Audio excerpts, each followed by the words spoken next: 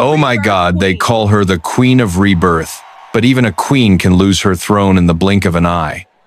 After a raucous wedding night in Atlanta, Monique became a name echoed across America. She wasn't just the miraculous mother of quadruplets, but also the CEO of a million-dollar organization bringing hope to thousands of women. Yet, the higher the glory, the longer the shadow. When the media spotlight faded, Monique faced a harsh reality. Crying babies in the night, disgruntled whispers from employees, and the past knocking at her door. Is this no longer a story of comeback, but a fierce battle for survival? And the bigger question, can a woman be both an icon and an ordinary human, with cracks no one sees? The night after the chaotic wedding at the Ritz-Carlton, Atlanta was still buzzing. Photos of Monique in her emerald gown, leading her 4 children by the hand, flooded newspapers and social media. They called her the Queen of Rebirth, the black woman who defied fate. Television channels replayed the moment she held up a folder in front of Marcus, exposing the truth like a declaration of justice. For many, it was a perfect ending, but for Monique, it was just the beginning of a new chapter, one far more grueling. When the camera flashes died down, Monique returned to her small Detroit apartment with Jordan and her 4 kids. Instead of applause, she heard piercing cries in the dead of night, the clatter of a bottle hitting the wooden floor, the relentless ticking of a clock as she struggled to catch a moment's rest. The image of the powerful woman on stage vanished, replaced by a new mother grappling with diapers, formula, and sudden fevers. By day, her phone rang incessantly. Reporters called in a frenzy. Sponsors demanded meetings. Emails piled up in stacks. Everyone wanted Monique to speak, to appear, to represent the strength of black women. But while she was on a call with New York, one baby wailed with a stomachache, another spit up on the dress she wore for a Zoom interview. The media saw a polished, radiant Monique, but the truth? Just minutes before, she was on her knees, wiping up spilled milk with an old rag. Jordan tried to help. He held the babies, mixed formula, wrapped Monique in his arms on nights she was utterly drained. But he was a journalist, and that made some suspicious. On Twitter, a whisper began to spread. Is Jordan using Monique's story to boost his own name? A tabloid published a photo of him holding a microphone at an event with a snarky headline, "Love or PR?" Monique scrolled through those words, one exhausted morning, her eyes bloodshot from sleepless nights. In her heart, a small crack of worry formed. Was she unknowingly pulling Jordan into this whirlwind? Within second chances, cracks were forming too. As the organization grew from a small group to a million-dollar nonprofit, not everyone embraced the change. Some veteran staff felt Monique had turned it into her personal stage. Second chances used to belong to the community, they whispered, but now it's all about Monique and her image. The whispers grew louder. Some members proposed electing a new board to balance power. Monique heard this from a former mentee, of all people. She stayed silent, but inside, a storm was brewing. She knew the real challenge wasn't an open enemy, but the hidden hands within her own house. Yet, what hurt Monique most came from the community outside. Some bloggers questioned, is Monique using her 4 kids as props to raise funds? Under the organization's Facebook posts, comments split into 2 camps. One side cheered, "She's our hope." The other attacked, "Is this story really clean? Or just a performance?" Monique read those words late at night, the phone's blue light reflecting on her weary face. In that moment, she realized the old cruel rumors about her infertility were gone, but they'd been replaced by a new pressure, the pressure to be the perfect image the community wanted. She closed her phone, sat by the window. Outside, Detroit slept under golden streetlights, but inside her heart, a question echoed. Am I losing myself again? Not because of Marcus this time, but because of the world's expectations?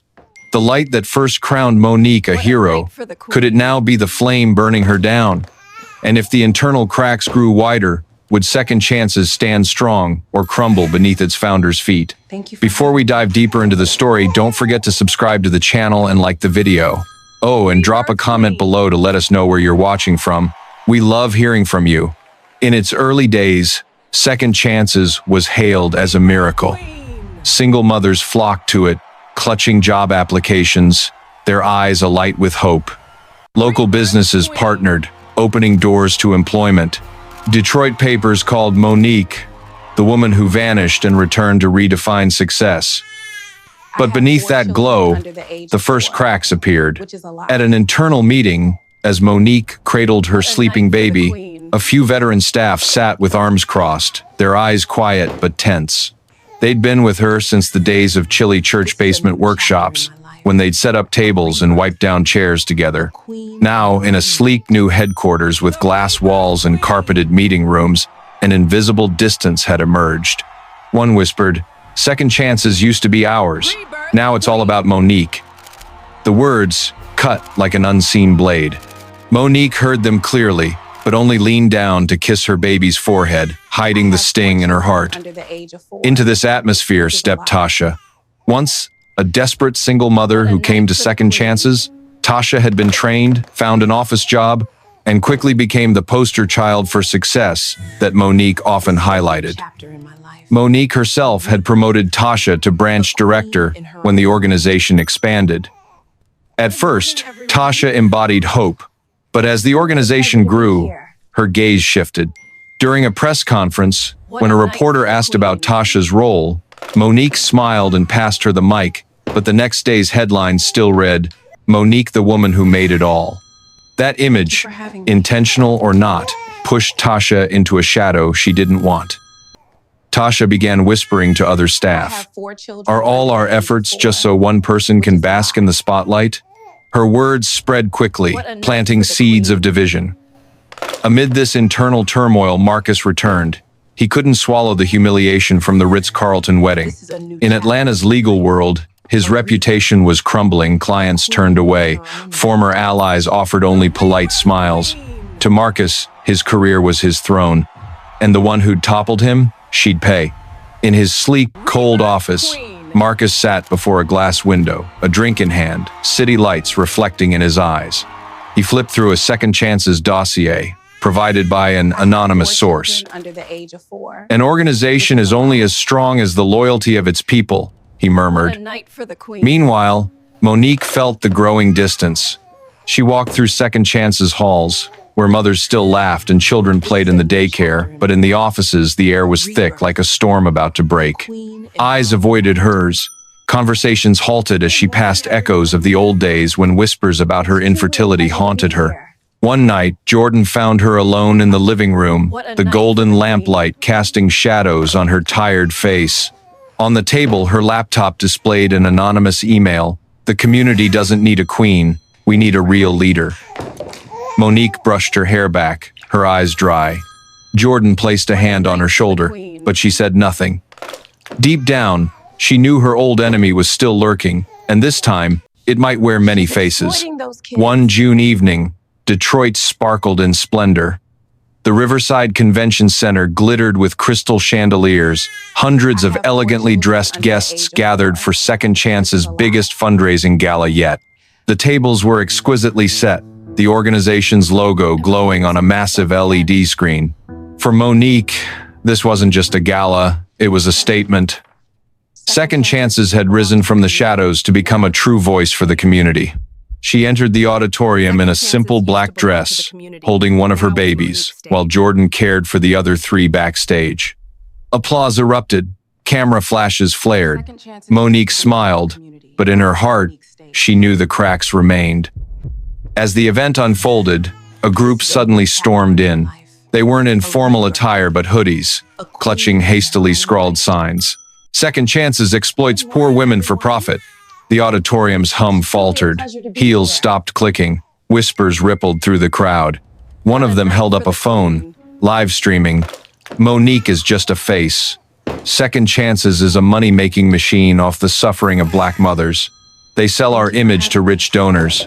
The shouts echoed, drowning out the background music. Some guests left their tables, others curiously pulled out phones to record. Jordan rushed forward, trying to shield the stage, but chaos was already igniting. Monique gripped the microphone, her heart pounding. She was about to speak when the LED screen flickered, then displayed a spliced video. In it, Monique appeared in her office, her voice sharp. I don't care how you feel, just meet the fundraising goal. The room erupted in murmurs. Skeptical eyes bored into her.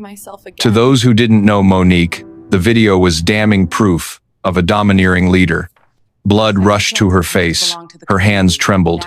It was her, but ripped out of context.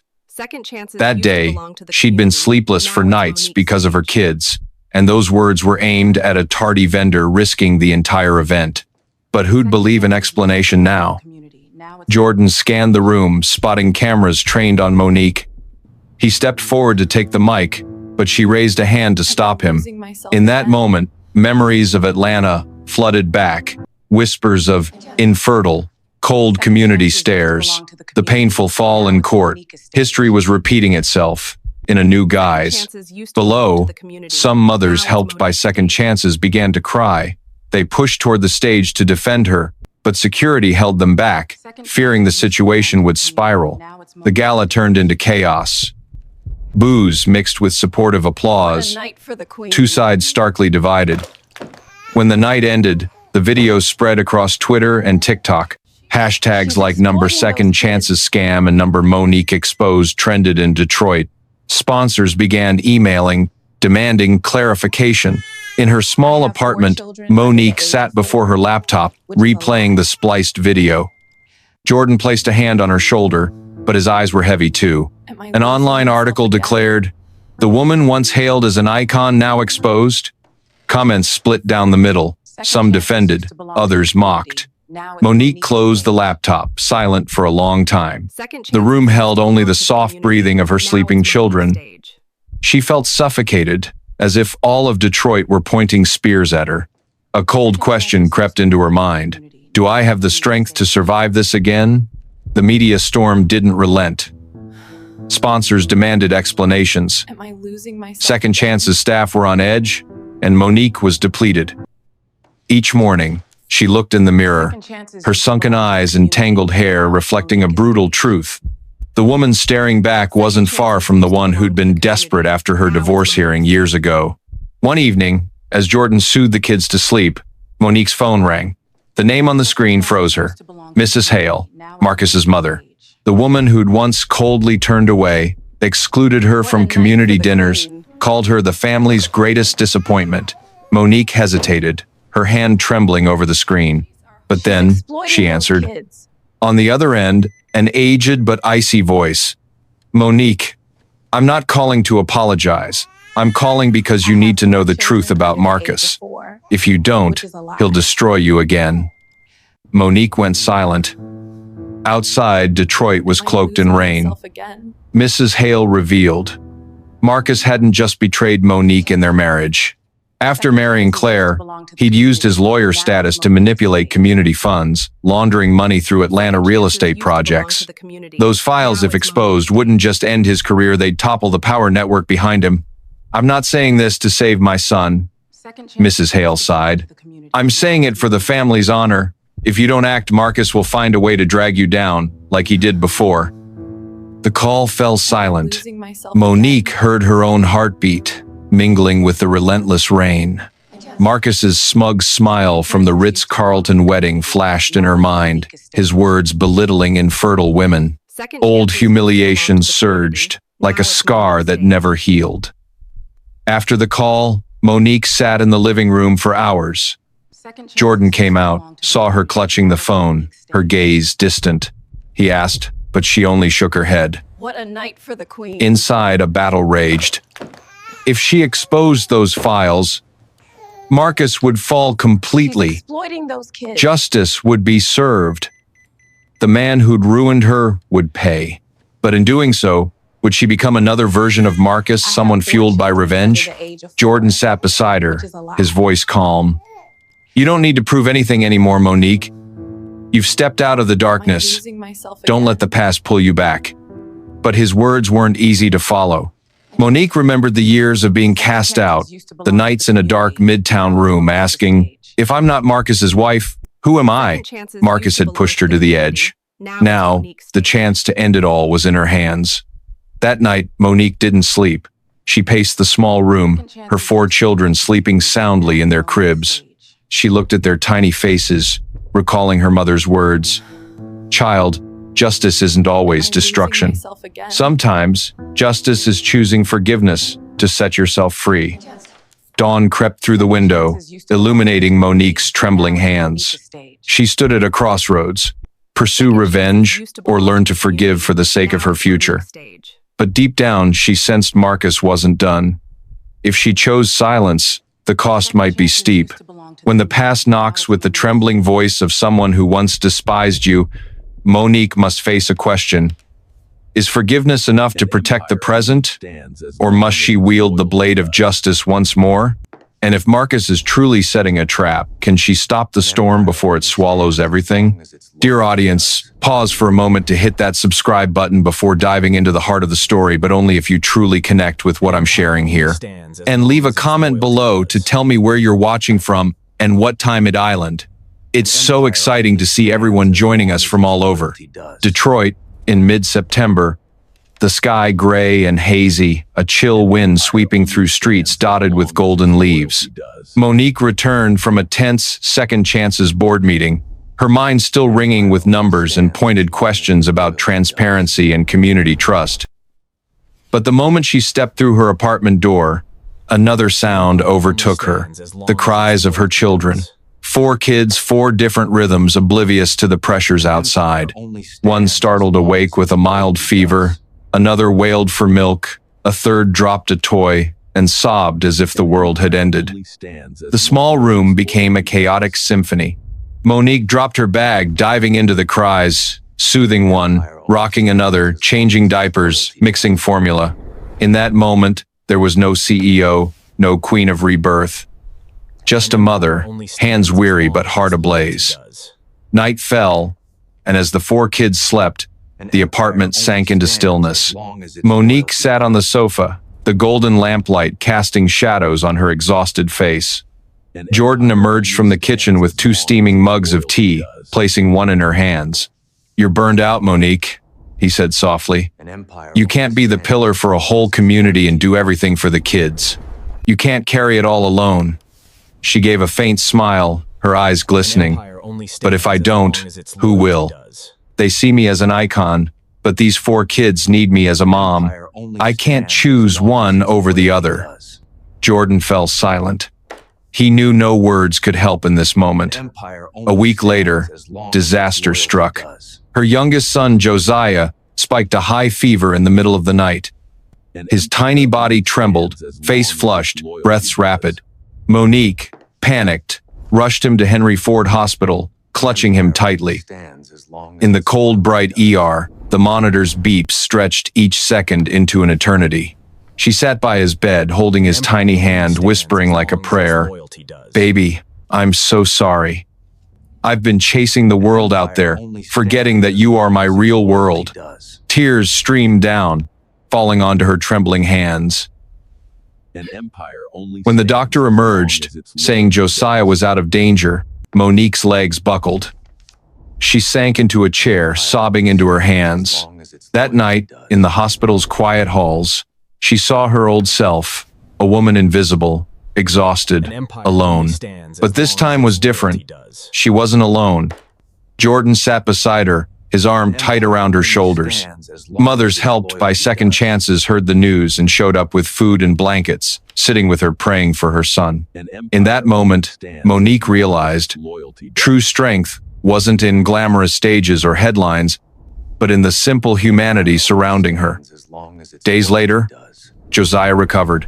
Monique carried him home, her heart lighter. She looked around the cramped, messy apartment, brimming with life.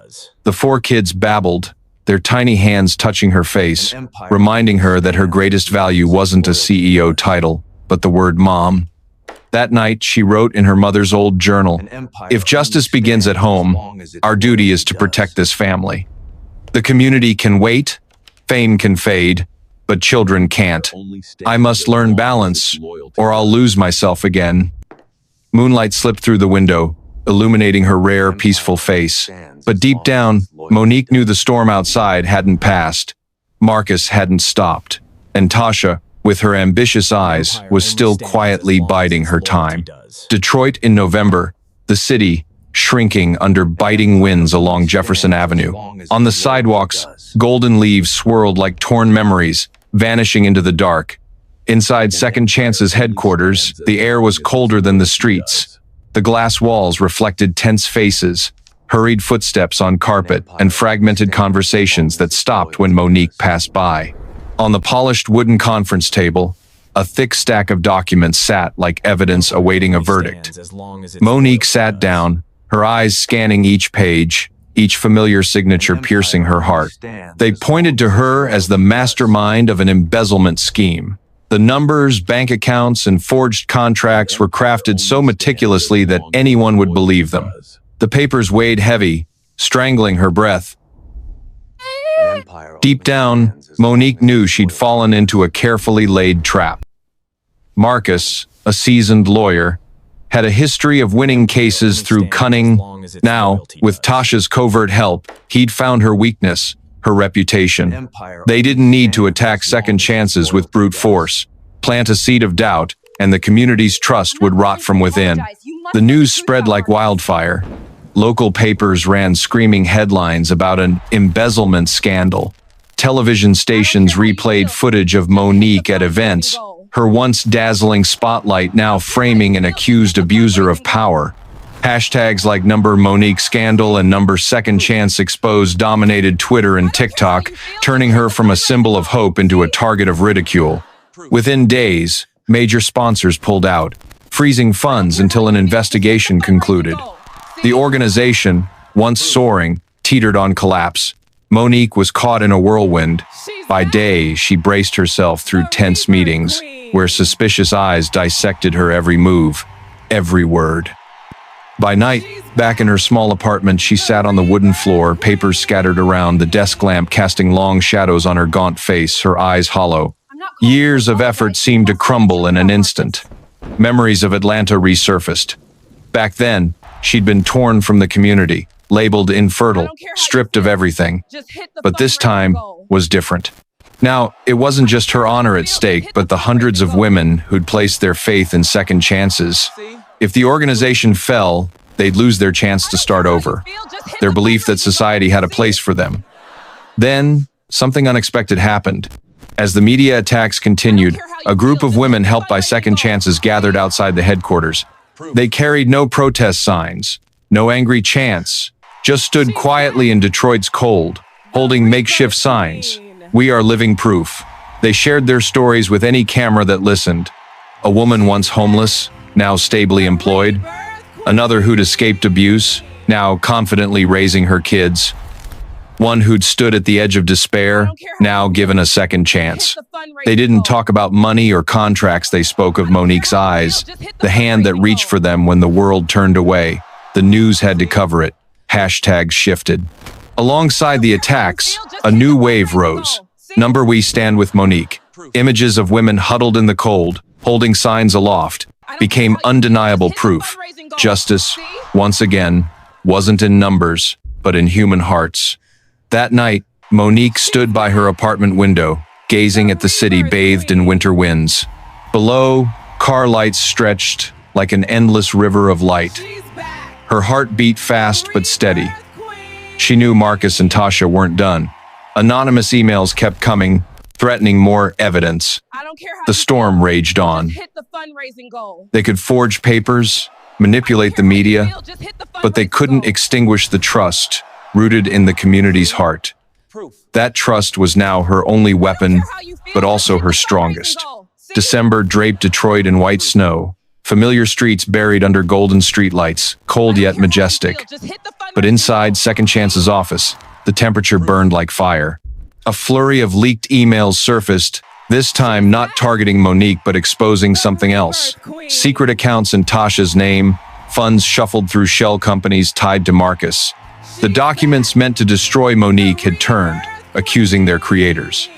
The media pivoted instantly. Papers that once screamed Monique embezzles now ran headlines. Second Chances sabotaged from within? Interviews and comments exploded online. Marcus, once dazzling in Atlanta's legal world, was thrust under scrutiny. Tasha, once a success story, became a community betrayer. As the media storm shifted, Monique stayed silent. She knew true victory wasn't cheering as enemies fell, but ensuring she didn't become like them. She let the truth speak for itself, and this time, the truth was too loud to bury.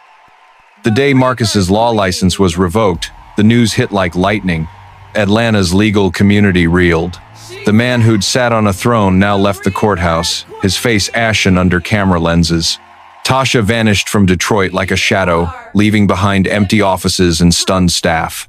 Meanwhile, Monique returned to second chances. The meeting room, once thick with doubt, now rang with applause. The mothers, the staff, those who'd wavered, now looked at her differently, not with awe for a distant icon, but respect for a human who'd walked through fire and stood tall. One late winter afternoon, Detroit's community hall was packed. Monique took the stage, no dazzling lights or glamorous gown. She wore a simple suit, her 4 children in the front row. Her voice rang out, warm and steady. She didn't speak of the scandal or fallen enemies. She spoke of a journey from loss to rebirth, darkness to light, personal pain to collective strength. We call this place Second Chances, she said, because every person deserves to rewrite their story. And sometimes, a second chance isn't just for one, it's for an entire community. The room fell silent for a moment, then erupted in applause, cheers, and stomping feet as people stood. No one remembered the accusations, the whispers of the past. They saw only a woman of flesh and blood who'd crossed hell to light a flame of hope. After the event, Jordan led her outside. Snow fell softly, yellow streetlights glowing on wet pavement. He didn't offer a sparkling diamond, just quietly handed her an old silver bracelet, his mother's heirloom. Monique looked at it, her hands trembling. In that moment, she understood. True love didn't need grandeur. It lived in patience, in the hand that held her when she fell. In the stormy days, he stood by her. She nodded, tears falling, but her smile brighter than any camera flash. Jordan wrapped his arms around her, and in Detroit's winter night, for the first time in years, Monique's heart felt truly at peace. Yet, she knew the journey wasn't over. Second chances had survived one storm, but more challenges loomed. New funding would bring new temptations and pressures. The community would keep watching, expecting more. And Monique, a mother, a leader, a woman once erased, must now learn to keep that flame burning, not just for herself, but for all. Monique became a symbol of rebirth. But will this second flame be enough to light the path ahead, where challenges are fiercer than the past? And with the community's eyes on her every step, how will she balance the love, family, and ideals she swore to protect? Detroit's night sank into white snow, streetlights gleaming like shattered mirrors. In her small apartment, Monique held her 4 children, listening to their steady breaths, a gentle lullaby after so many stormy days. She'd faced a trial that seemed insurmountable: betrayal, slander, the brink of collapse. But she didn't fall. Because true strength wasn't in camera flashes or headlines, but in a mother's love, a community that stood by her, and the human ability to rise again. The greatest lesson from this journey: honor can be tarnished, truth can be hidden, but dignity never vanishes. It just needs to be found and reignited. Monique didn't just reclaim justice for herself. She proved to thousands of women that even when the world calls you invisible, you can rewrite your story. But this isn't the end. Success brings pressure, light casts shadows, and Monique's journey is only now entering a new chapter. Can she keep that second flame alive when the next challenge waits ahead? Dear audience, what part of Monique's journey touched you most? Share your thoughts in the comments. Send this video to a friend who needs hope. And if you want to see the next chapter where Monique faces new trials in love and leadership, let us know. The story isn't over. The strongest part may just be beginning.